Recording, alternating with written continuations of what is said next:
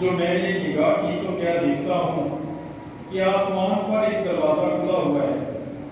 نرسنگے کی سی جو پہلی آواز میں نے اپنے ساتھ بولتے سنی تھی وہی کہتی ہے کہ یہاں اوپر آ جا، تو میں تجھے دکھاؤں گا کہ ان باتوں کے بعد کیا ہونے والا ہے۔ اور فوراً میں مسجد میں آ گیا اور کیا دیکھتا ہوں کہ آسمان پر ایک تخت رکھا ہے اور اس تخت پر کوئی بیٹھا ہے، اور جو اس کا بیٹھا ہے وہ دیکھنے میں سنگ یشب اور لال کا سا ہے، اور ایک دنک جو دیکھنے میں زمرد سی ہے اس تخت کے گرد ہے، اور اس تخت کے آس پاس 24 تخت ہیں، اور ان تختوں پر سفید پوشاک پہنے ہوئے 24 بزرگ بیٹھے ہیں، اور ان کے سروں پر سونے کے تاج ہیں،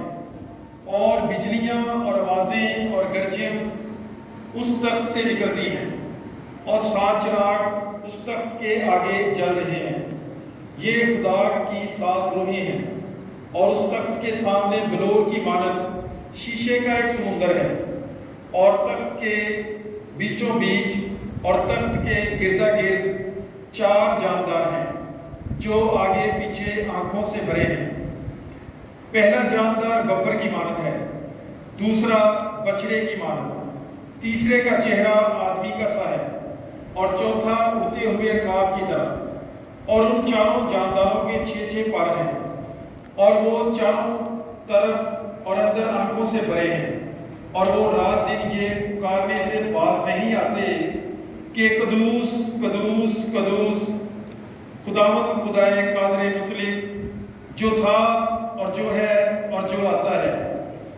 اور جب بھی وہ جاندار اس کی بزرگی اور عزت اور شکر گزاری کریں گے جو تخت پر بیٹھا ہے